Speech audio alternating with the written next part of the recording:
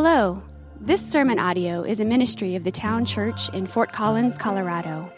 If you would like to learn more about us, how to connect, or how to support us, go to our website, thetownchurch.org. While listening to the Bible preached is a healthy part of our spiritual formation, it is not the whole picture. So if you aren't a part of a local church, we encourage you to prayerfully commit to a local body of believers where you live. We're glad you can join us, and we hope God uses the following sermon to reveal more of His glory to you. Good morning. Good morning. Good to see you all this morning. That was much better than the first crew. They had a hard time even saying good morning this morning, so you're already a step ahead of them. My name is Vince. I'm one of the elders here. I'm the teaching pastor. If we have not met, love to meet you at some point. I'll be up here after our time together this morning. We are going through the book of Exodus as a church, and so we are into Exodus 15. If you want to grab your Bible and go ahead and turn to Exodus 15, that's where we are this morning.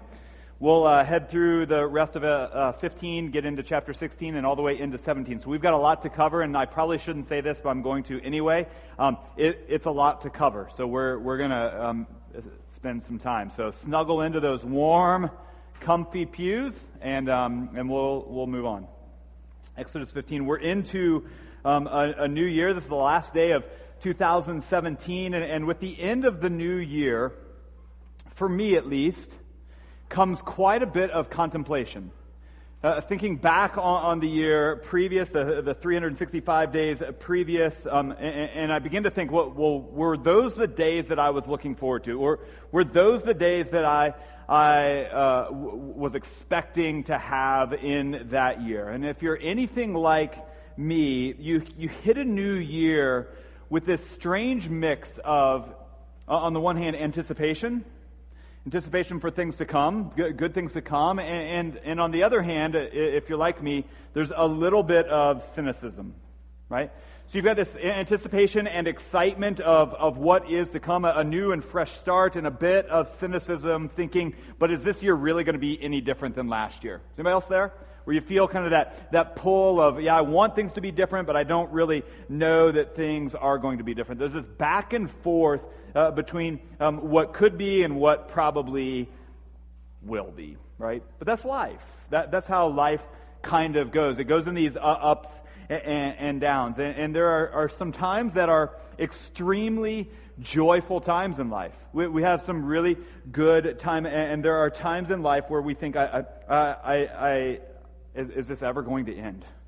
Is this time in my life ever going to end? Or is it going to drag on? And we have a mix of people who are here this morning. Some of you have had a great year, a beautifully encouraging year, where things have happened in your life where you have gotten married, or you bought a house, or you had a baby, or you got a new job, or you retired, right? Or you graduated, or whatever that is. You've had a great year. And so there's some in that category. And some of you, I understand, and I recognize, and have talked with many of you and prayed with many of you, have had very difficult years. Right? This year has been extremely difficult, where you've had sickness, and maybe you've had a loss of loved ones through death, or you've had broken relationships that you've had to work through. And you've lost your job, or you've lost friendships, or you've had health problems that just seem to persist. And many of you have had really difficult, challenging times this year. So there's a mix. And when those, for me at least, when those difficult and challenging times hit, when those things happen, often my cynicism causes me to respond in grumbling. And I begin to grumble. Why is this happening again? Or seriously, how could this happen to me? Or come on, you're kidding me, aren't you? Are things really always going to be like this? And so my cynicism begins to turn into grumbling, and that response of grumbling reveals a lot about my heart. And I would say this, that response of grumbling reveals a lot about, even more than, it reveals a lot about my view of God. That the response of grumbling is theological. Our grumbling is theological, and we'll work through it. In this lengthy passage we'll look at this morning, we see that we come from a long line of grumblers. We have a long heritage of grumblers behind us. And if you think about the Exodus story, here's what you've got. You have a group of people who've been promised for a long time that they would have a new land, that they would have a land that they can go to. But at the same time, they've also had a promise that for 400 years they would be enslaved to an evil king. They would be enslaved to an evil king who's going to have harsh requirements on them, and they're going to live a life that's not at all what we would call fun, right? They've got harsh requirements on them, and it just keeps ramping up and up and up. And they've worked through a lot. And after 400 years of slavery, God miraculously works through plague after plague after plague after plague, and God brings about this freedom from slavery, redemption from slavery through that final plague where the death of the firstborn of the Egyptians happens in one night, and the people are free. But the Egyptians chase them down, and they corner them between the sea on one side and this army behind them, and they're facing certain death. That's what the Israelites are facing. But God parts the waters, blows a strong wind in to dry the ground, and the people walk through on dry ground. As the Egyptians chase them, the walls of water crash down and put them all to death. The people of Israel have been saved. This is God's story of redemption. And the people then, what do? They rejoice in song.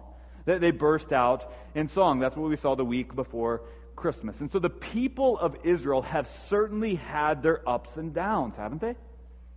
Probably more downs than ups. They're probably looking ahead now with great anticipation of what is to come. Finally, the promise of our own land. Finally, it's coming. But how long will that joyful and hopeful anticipation last? How long will that last until cynicism and grumbling sets in? Grumbling that then turns into doubt. Doubt that then turns into this view of God, not trusting who God is and who He says He is and what He said He would do. And I'll spoil the ending if you don't know where this is going. It doesn't take a long time for the people to grumble. It does not take a long time for the people to move into open complaint, and that moves into doubt. And here's what often happens, at least for me. I begin to look down my nose at the Israelites. Is anybody else there? How could you complain? You were just enslaved, harsh treatment under an evil king, and now you've been freed from that. How could you now complain? I think as we read this morning, here's what we're going to see. I think we're going to see our story.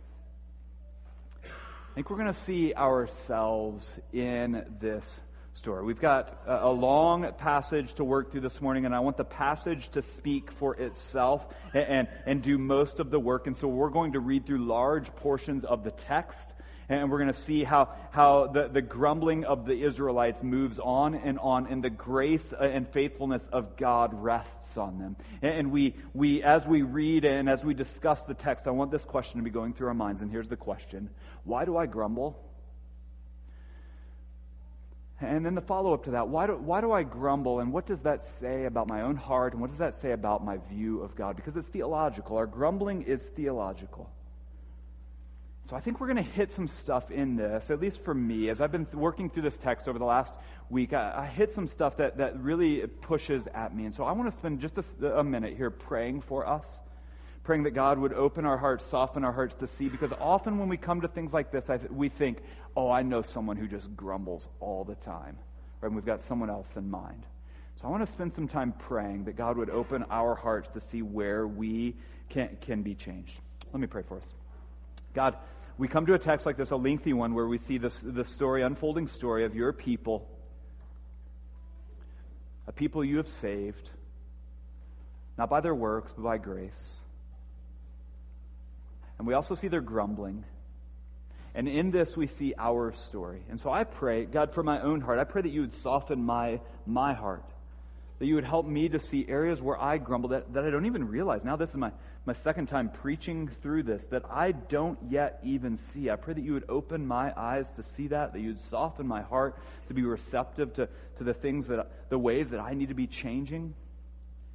God, I pray that for each of us, that you would soften our hearts, that you would open our eyes, that you would bring the humility necessary for us to be changing in the ways that we see here. Our grumbling and what it says about you and who you are. Would you change us, we pray. Amen.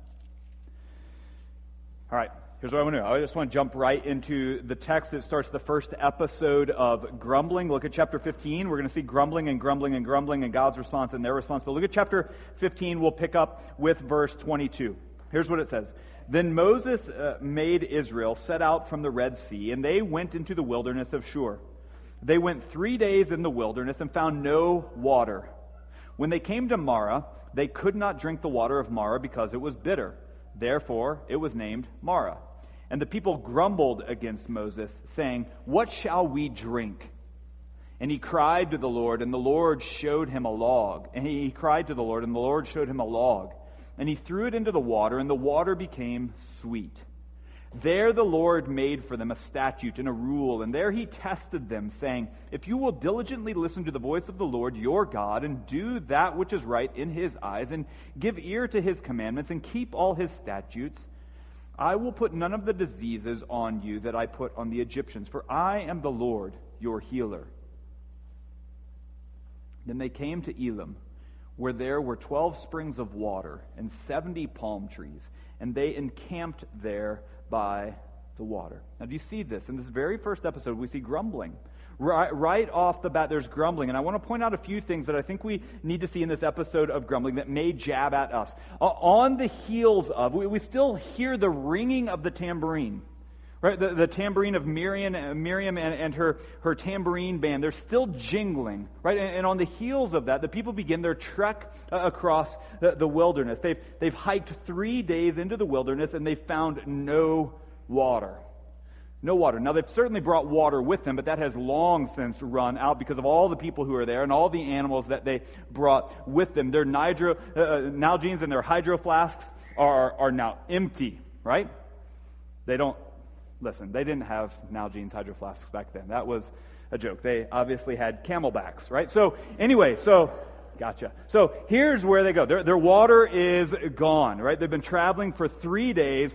Finally, they get to the place where they have water, and that place is appropriately named Marah, which means bitter because the water is bitter. A creative people, right? It's undrinkable. And so what do the people do? What do the people do? How do they respond? Verse 24 tells us that they grumble against Moses, saying, "What are we supposed to drink? You're our leader. You're the one who's supposed to be looking out for us. What are we going to drink? You're trying to kill us out here. We need water, Moses." So Moses, being the mediator and the leader that he is, he cries out to God. Now, before we go on, I want us to see something that is subtle in the text, but extremely crucial for us to see. How long have the people been traveling? It's verse 22, let me hear it. How long? 3 days. They've been traveling 3 days. Now here's another question, and it's going to have to jog our memories a little bit. When Moses went to Pharaoh to ask for the release of his people, he asked very specifically that they would be allowed to travel how far? Let me help you out. Over and over and over, what did he ask Pharaoh? Would you please let us go out 3 days' journey, and why? So that they would be able to sacrifice to the Lord, that they would be able to worship God, that they would be able to serve and worship the Lord. So over and over and over, Moses asks Pharaoh to let them go a 3-day journey into the wilderness to worship God. Now put that together. They've now traveled 3 days, and because things are not exactly how they've envisioned them being, they grumble instead of worship. They were to go 3 days' journey into the wilderness to worship.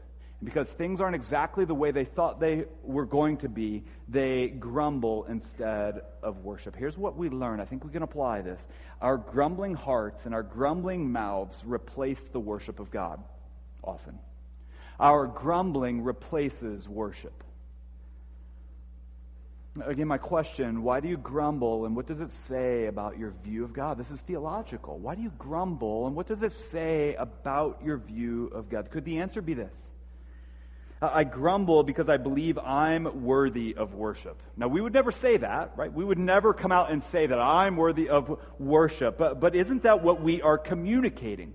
Do we truly think that our situation is unknown to God? Do we truly think that God is powerlessly hands off in our circumstances? I don't know what they're going through. When we grumble, we are, maybe inadvertently, but when we grumble, we are saying, God, I know what's best for my life, and because you haven't done that thing, then I'm going to grumble because I'm in the place of knowing what's right. You're not. We're turning then to worship self. So think about this and let this sit. Our grumbling often replaces worship. The people are now 3 days' journey into the wilderness and have found only bitter water, and so they grumble instead of worship. And Moses, being the mediator he is, cries out to God, and God responds. And he shows Moses a log to throw into the water, not some special magical log, but just a log to throw into the water, and the water is miraculously now drinkable. A miracle from God. It was there that the Lord then put in front of them some standards for how things were going to go. He says, if you'll listen to me and obey me, I will withhold from you the plagues that I put on the Egyptians. I am your healer. And really what God is saying is, if you listen to me and obey me, when you are healthy and protected, when you are healthy and protected from diseases, protected from plagues, you will know that I am the one who is providing that for you. We could push that then a little bit further and say, I know you need water. This is what God is communicating to his people. I know you need water, and the water that you receive is bitter. I understand that. And then it's made sweet. I understand that too. That came from me. Both the bitter water and now the sweet water. There are blessings in trusting me. I'm a good father. There are blessings with trusting me. Now, does that mean God is our magic genie in a bottle that we get to command to do what we want? No. There are blessings in our trusting of God. And my question again is, why do we grumble, and what does it say about our view of God? Our grumbling is absolutely theological. As we move into chapter 16, we see the people moved from there to Elim, where water was plentiful. There's this oasis at Elim. They move into chapter 16, and do we see that the people then learn their lesson? Right? Oh, we grumbled, God provided, we get it, we learned our lesson. Let me ask it this way: do we ever learn our lesson? Right? Let's read. Not often. Look at verse 1, chapter 16. It says this, they set out from Elim, and all the congregation of the people of Israel came to the wilderness of Sin, which, by the way, is not about the people. Sin is just the Hebrew word of the name of that wilderness. They came to the wilderness of Sin, which is between Elim and Sinai, on the 15th day of the second month, after they had departed from the land of Egypt. And the whole congregation of the people of Israel grumbled against Moses and Aaron in the wilderness. And the people of Israel said to them, would that we had died by the hand of the Lord in the land of Egypt, when we sat by the meat pots and ate bread to the full. For you have brought us out into this wilderness to kill this whole assembly with hunger. So here's what we've got. After resting in the oasis in Elim, the people move on into the wilderness of Sin. And Moses tells us very specifically that it's the 15th day of the second month after they left Egypt. And he tells us that because that's exactly 1 month after the Passover, which he told us earlier when that happened. It's exactly 1 month since the Passover, since they left Egypt. So they've spent, 2-3 weeks at this oasis? Right, enjoying the 12 springs of water under the palm trees, and now they're moving on. And we're told in verse 2 that the whole congregation of the people of Israel grumbled. The whole lot of them grumbled. They came to Moses and Aaron, and they grumbled. They complained, not this time about water, but about food. And what is their line of grumbling? Look at verse 3. It's shocking. We wish we would have died by the hand of the Lord in Egypt. Right? Instead of having to hike in the wilderness to die, we could have cut out the middleman and just died in Egypt. We wish we would have died there. At least in Egypt, we had pots of meat. We could have died by pots of meat. We had all-you-could-eat bread, right? That was our Olive Garden. Right there, we could have done it. We wish we would have died there, but you're bringing us out here to kill us with hunger. Now think about that complaint. Now, think about it. We know from chapters and chapters that we've already read that the people were being treated harshly in Egypt, right? Harsh treatment in Egypt. They were the slave labor of Pharaoh, being worked to the bone, and there were unrealistic expectations on them. Probably would have done anything to get out of there, right? 31 days previous, they would have done anything to get out of there. And how things have changed. Why? Why? Here's why, I think. Because things aren't exactly the way they had hoped for them to be. They are hungry, and so they begin to grumble. Here's what we see. Not only does grumbling replace the right worship of God, but our grumbling also replaces hope. It replaces hope. We see in the Israelites that the grumbling replaces hope. It makes them think the slavery of the past is better. Can't even look forward to what's ahead. Can't even look forward with hope to what's ahead. All I can think about is the past and my present. Grumbling replaces hope. Have you experienced that? Maybe that's where you are even right now, this morning. Even though things from your past may have been brutal to walk through, living in slavery, not to the Egyptians, but to sin and the consequences of sin and feeling the effects of that. And now God, by His grace and mercy, has pulled you out of that and has changed you, has transformed you. And at the first sight of trial and your first sight of hardship, you begin to believe that the life you had in the past was better. Experience that? It was better. Grumbling often replaces hope. In that, it keeps us from seeing what is to come. The life that God is graciously giving us in a life of freedom, a life of relationship with Him. And I think we often have the mentality that when God saves us, when God pulls us into relationship with Him, He's done that so that things would get better now. I've experienced that where I think I want God in my life so my life can be better. But we define better in terms of things, right? We define better in terms of things going to be better. Those things going to be better in terms of fewer hardships. We define better in terms of maybe a different job. We define better in terms of more money. We define better in terms of stress-free relationships. We define better in terms of happiness with no suffering. And listen, God never promises any of those things in this life. You know that?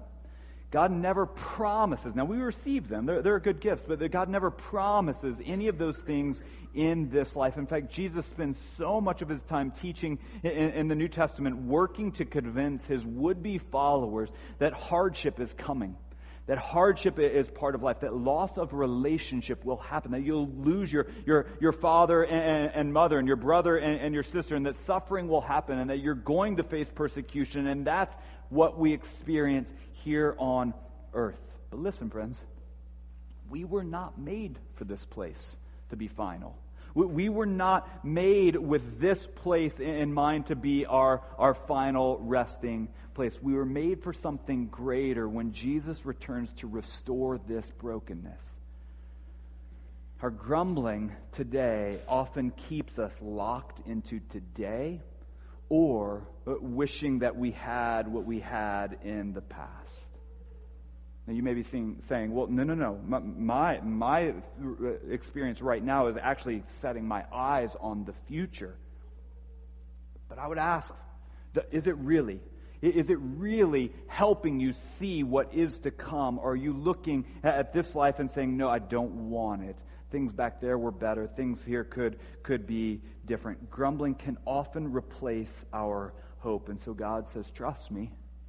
Better things are coming. Look forward, not back. There is hope, but it's not in the past. It's in the future. So my question again, why do you grumble? what does it say about your heart? What does it say about your view of God? Because our grumbling is absolutely theological. Are you replacing worship with grumbling? Are you replacing hope with grumbling?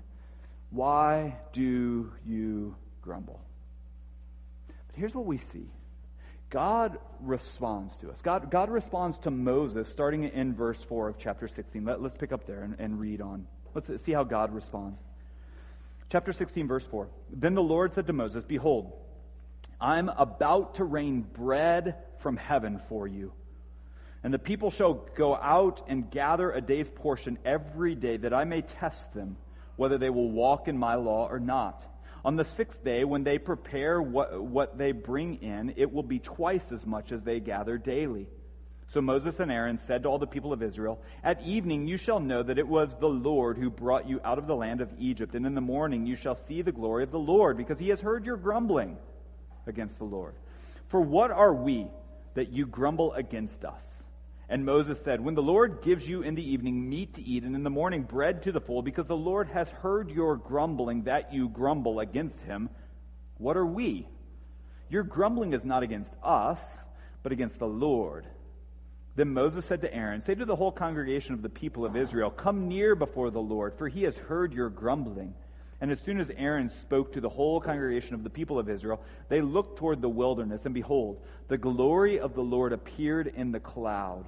And the Lord said to Moses, 'I have heard the grumbling of the people of Israel. Say to them, at twilight you shall eat meat, and in the morning you shall be filled with bread.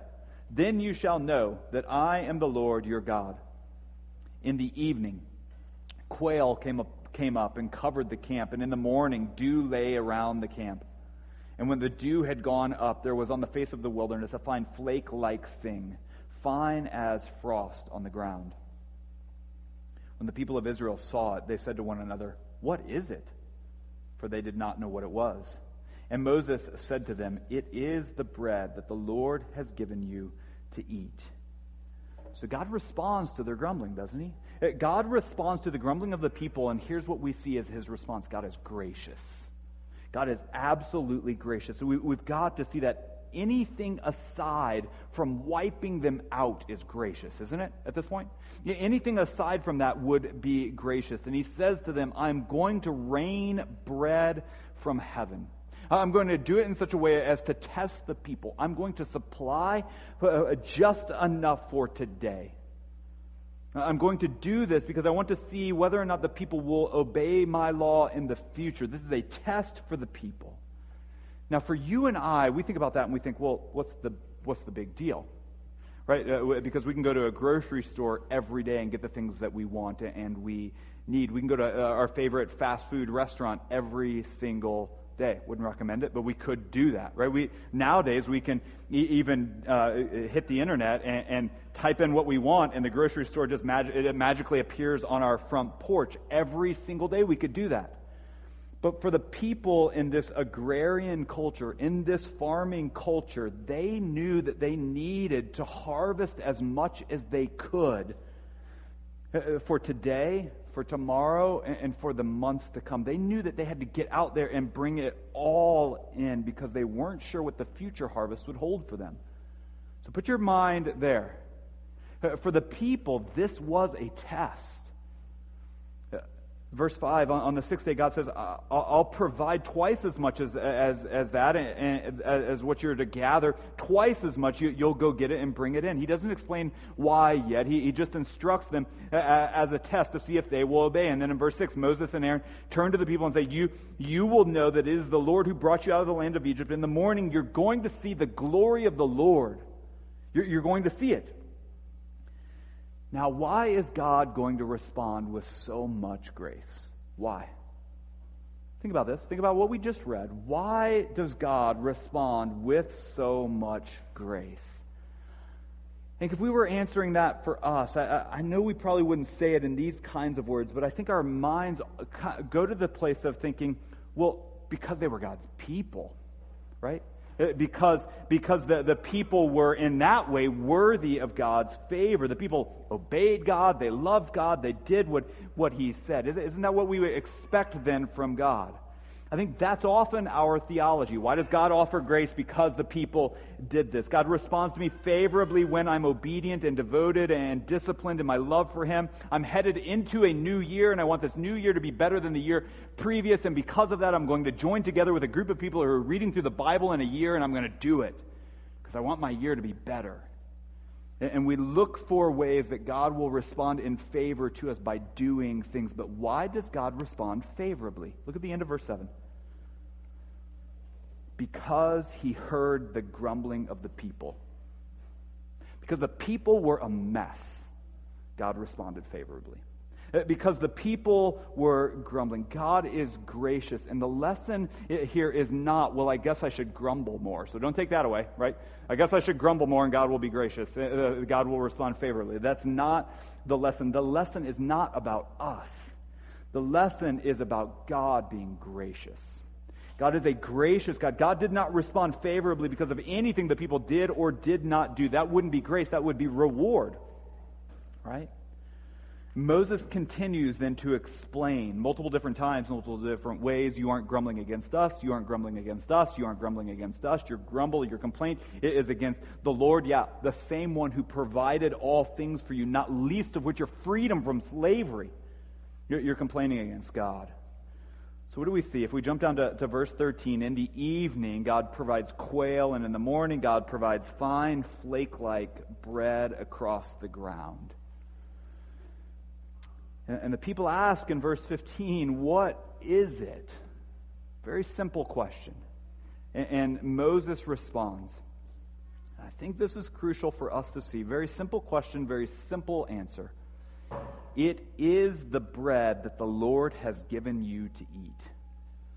Simple question, simple answer. Allow that to sink in. What is this?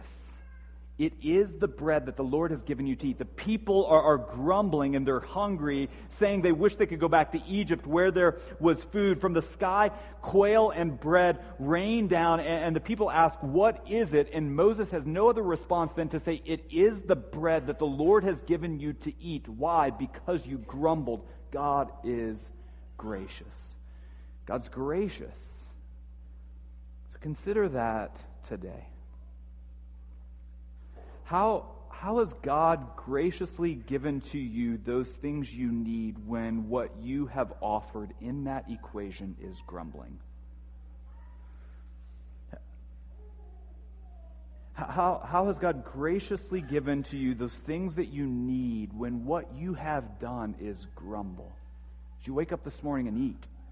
Did you go to bed last night with a full stomach? Did you sleep on a bed last night? The very practical, tangible, simple things that we think about, the most basic of necessities, did you have them? These are the things that the Lord has given you, even when you grumble. And so my question is, again, why do you grumble? What does that say about your view of God? And in that grace, how do the people respond? How would we respond? We grumble against God when our response ought to be worship, when it ought to be hope. We grumble against God when God gives graciously. He gives a test then to see if there will be obedience. How do the people respond? Look at verse 16, chapter 16. This is what the Lord has commanded. Gather of it, each one of you, as much as he can eat. You shall each take an omer, according to the number of the persons that each of you has in his tent. And the people of Israel did so. They gathered, some more, some less. But when they measured it with an omer, whoever gathered much and had nothing left over, and whoever gathered little had no lack. Each of them gathered as much as he could eat. And Moses said to them, let no one leave any of it till the morning. But they did not listen to Moses. Some left part of it till the morning, and it bred worms and stank. And Moses was angry with them. Morning by morning they gathered it, each as much as that he could eat. But when the sun grew hot, it melted. On the 6th day they gathered twice as much bread, 2 omers each. And when all the leaders of the congregation came and told Moses, he said to them, this is what the Lord has commanded. Tomorrow is a day of solemn rest, a holy Sabbath to the Lord. Bake what you will bake and boil what you will boil, and all that is left over lay aside to be kept till the morning. So they laid it aside till the morning, as Moses commanded them, and it did not stink, and there were no worms in it. Moses said, "Eat it today, for today is a Sabbath to the Lord. Today you will not find it in the field. 6 days you shall gather it, but on the seventh day, which is a Sabbath, there will be none." On the seventh day, some of the people went out to gather, but they found none. And the Lord said to Moses, "How long will you refuse to keep my commandments and see my laws and my laws? See, the Lord has given you the Sabbath. Therefore, on the sixth day, he gives you bread for 2 days. Remain, each of you in his place. Let no one go out of his place on the seventh day." So the people rested on the seventh day. God is gracious. We see that. And often our response, we know that God is gracious, and we know that, we believe it, but often our response is doubt, right? Is it really going to happen? And that doubt then leads us into disobedience at times. God commanded that every person gather as much as they needed to eat in one day, an omer, right? About 2 liters for each person, a good amount of food. No one had any left over, and no one was in need of more. God provided exactly what each person needed every day. This is why, because that's our God. He knows us intimately. He knows our intimate daily needs. That's why Jesus tells us in the prayer that he teaches us to pray, "Give us this day our daily bread." He knows what we need daily, and the instructions continue. Don't leave any of it out until tomorrow. Really, the command is don't take more than you need. Why? Trust God to provide for your every day. When you take more than you need for a day, you're probably doing so because you don't trust God for tomorrow. Doubt begins to set in. And we begin to question, is God really going to provide for me tomorrow? He says he's going to, but will he really? We're told in verse 20 that some left part of it till the morning. Some doubted God's provision, and that doubt led them then to disobedience. Now, if we know the story, and we know that God is going to keep providing day after day, and because we know the story, we can tend, I think again, to look down our noses at the people. Just trust God. Just trust God. But listen, this has been a problem since the beginning of humanity, hasn't it? This isn't a new problem with the Israelites. See if this rings a bell. See if this quote rings a bell. All right? What famous person said, this is a quote, "Did God actually say, 'You shall not eat of any tree in the garden'?" What famous person said that? Satan, right? Our enemy, God's enemy. And isn't that where then the deceitfulness of sin set in? Right? Can we really trust God? Is he going to provide for us? Is he going to keep his word? Are the things he's commanding of us really all that important? Can we really trust him?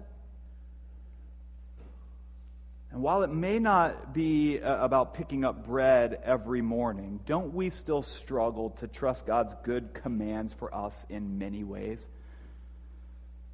Is God really asking that of me? Really, is sex before marriage that bad? Is it really that big of a deal if I stretch the truth with my employer and about the work I've done? Come on, is it really that big of a deal if I lie to my spouse about things that are really just trying to protect her from the hurt that she could have or he could have? Is God really that concerned about how much I drink? Right, every now and again, I just like to let go a little bit. Right? Or so what? Maybe I enjoy a good steak or two and several sides and a few desserts. Does God really care if I overeat here and there? And now you're thinking, really, Vince is picking on overeating? And yes, I am, and this is why. Because I'm trying to get at this, that it starts with the things we may consider little.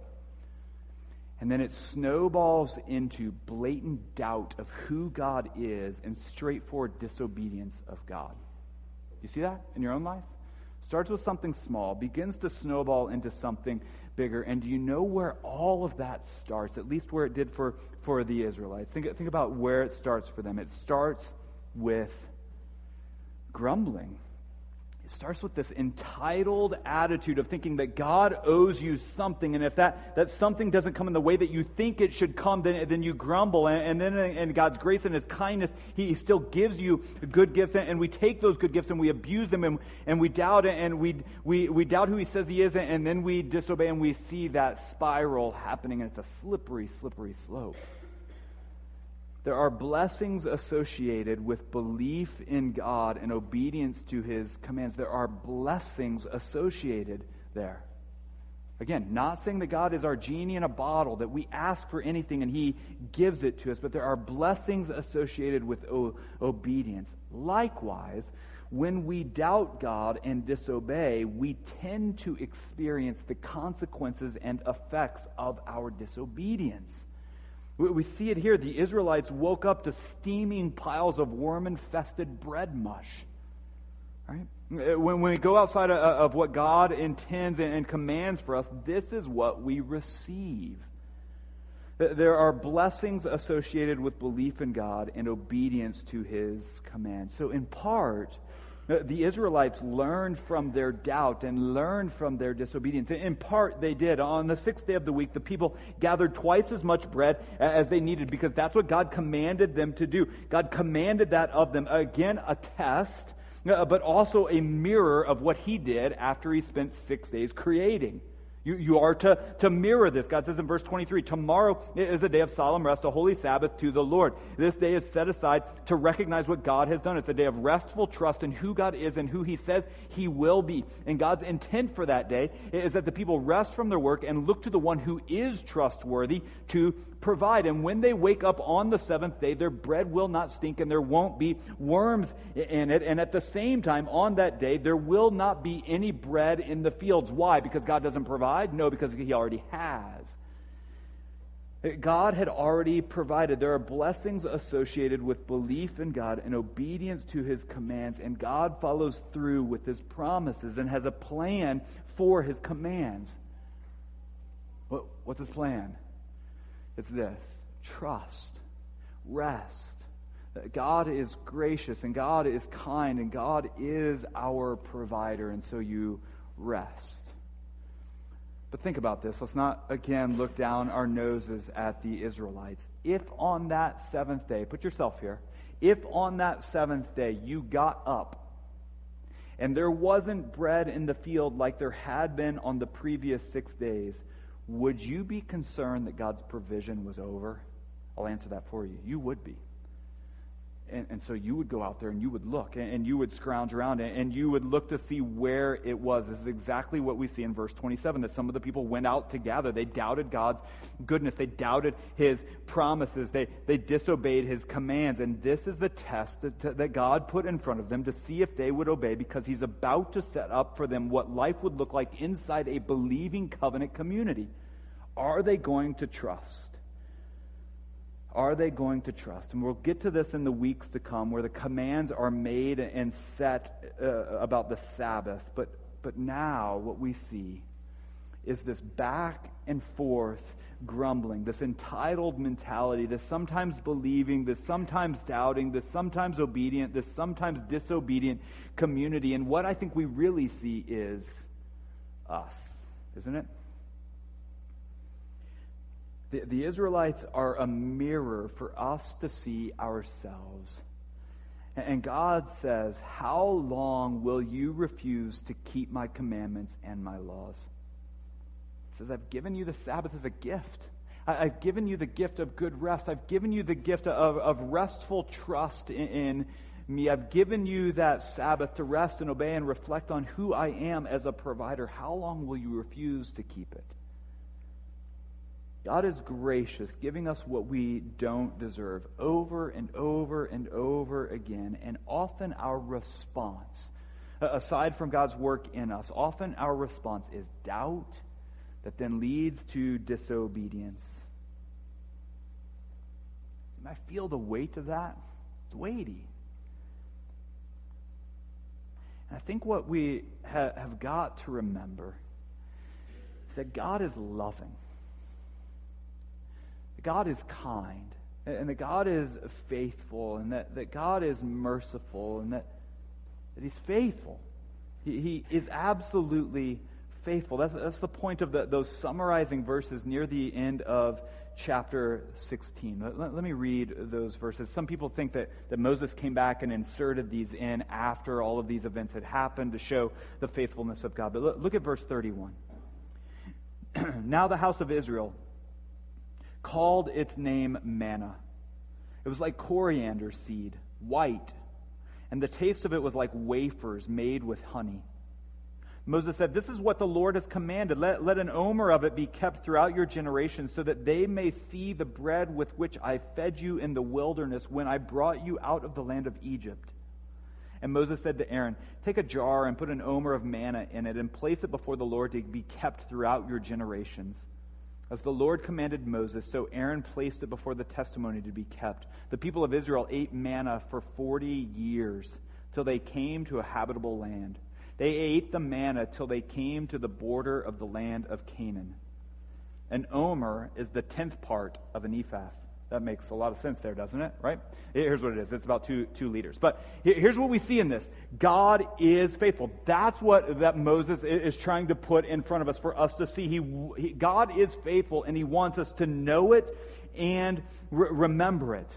He wants us to know it and remember that He is faithful from generation to generation. And so the people have this Hebrew word for the question, what is it? And that word sounds like manna. So that's what they called it. Very creative people, right? The description of it, though, is very elaborate from Moses. And here's why. Because He wants us to know that God gives good gifts. He gives good gifts. It's tasty. That's intentional, that God is faithful. It's wafer-like. They couldn't do that over a fire. It's flaky and wafer-like. It tasted of honey. Honey was not plentiful in those days, and so that He provides good things. And He says, keep some of it in a jar so that the coming generations will see it and know that it was God who was faithful to bring us out of Egypt. Later we're going to see that a jar full of manna is placed in the Ark of the Covenant with other things that are going to help the people remember God's faithfulness. God provided faithfully for 40 years, day after day after day, with a rhythm of daily gathering on 6 days, 1 day of rest. 40 years of that. 2,000 plus Sabbaths, resting, trusting, believing that God is faithful. Oh, and I wish we could just end our time there and say, well, that's a good story. God is faithful. But the cycle continues, and I think we see more of ourselves at the beginning of chapter 17. Look there, and we'll finish this out. Chapter 17. All the congregation of the people of Israel moved on from the wilderness of sin by stages, according to the commandment of the Lord, and camped at Rephidim. But there was no water for the people to drink. Therefore the people quarreled with Moses and said, "Give us water to drink." And Moses said to them, "Why do you quarrel with me? Why do you test the Lord?" But the people thirsted there for water, and the people grumbled against Moses and said, "Why did you bring us up out of Egypt to kill us and our children and our livestock with thirst?" So Moses cried to the Lord, "What shall I do with this people? They are almost ready to stone me." And the Lord said to Moses, "Pass on before the people, taking with you some of the elders of Israel, and take in your hand the staff with which you struck the Nile, and go. Behold, I will stand before you there on the rock at Horeb, and you shall strike the rock, and water shall come out of it, and the people will drink."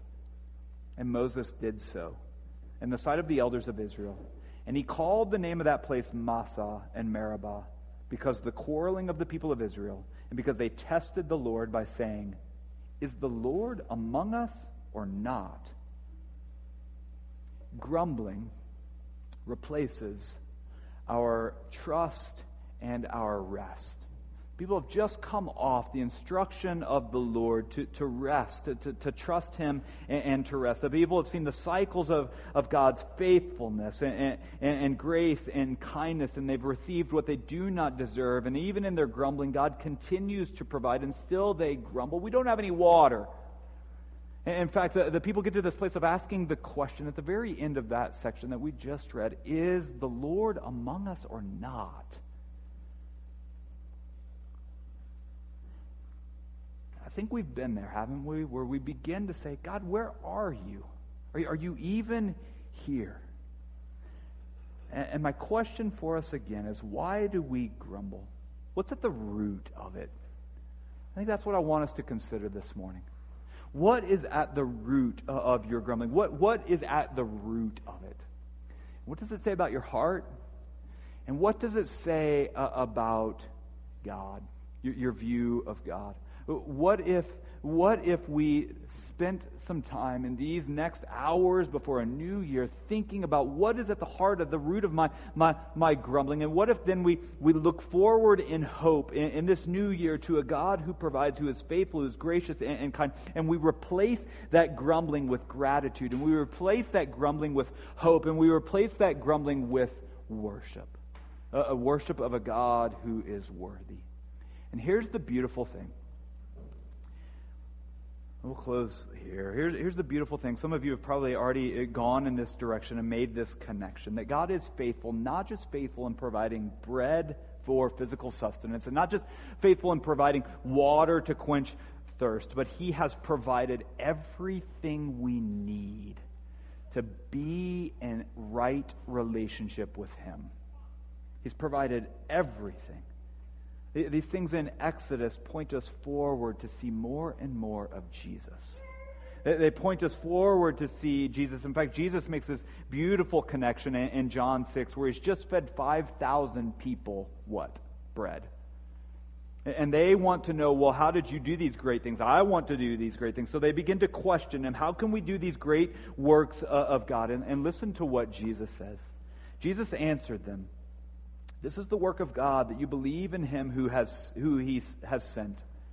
So they said to Him, then what sign do you do, that we may see and believe you? What work do you perform? Our fathers ate manna in the wilderness. As it is written, He gave them bread from heaven to eat. Jesus said to them, truly, truly, I say to you, it was not Moses who gave you the bread from heaven, but my Father gives you the true bread from heaven. For the bread of God is He who comes down from heaven and gives life to the world. They said to Him, Sir, give us this bread always. And Jesus said to them, I am the bread of life. Whoever comes to me shall not hunger, and whoever believes in me shall never thirst. God is gracious. God is faithful. Even in our grumbling, this is who God is. Pointing us forward to Jesus, where all of this is met. He is the bread of life and the water that's given that we will never thirst. He provides a way for us to be in right relationship with Him through His Son. God gave His Son so that our grumbling would be replaced with worship, so that our grumbling would be replaced with hope, so that our grumbling would be replaced with trust and rest that God has provided ultimately through His Son. To God be the glory. That's what these things are pointing toward. Let's pray. God, what a long passage, a mirror, really, of ourselves, of myself. I look at this passage and I think, wow, that is the cycle that I go through so often. That you provide good gifts that I do not deserve, but by your gracious hand. And you promise these things, and you fulfill your promises, and then I grumble that things aren't the way I want them to be. And you, by your grace, provide yet again. And I forget and I grumble, or I neglect to remember and I grumble. And God, I know you're a God who's gracious to forgive. And so I confess to you this morning that over and over and over again, I have doubted your provision. I have sinfully grumbled. And I have disobeyed what your right commands are. I've done that. I confess that to you. And I know you're faithful to forgive. So I plead with you that you would. You have done that because of your Son, who came and gave His life. God, I pray for each of us in here that if those who are wrestling with some of these same things, that they would see the areas where they need to confess, where they would believe with whole hearts that you are a God who forgives, gracious and kind to forgive. You've given your Son the bread of life, living water, so that we could be in right relationship with you. God, help us not to grumble, to not take that for granted, but to look at that, and that we would then be moved to rejoice, to worship, to trust, to rest. You are our God. Amen. Amen.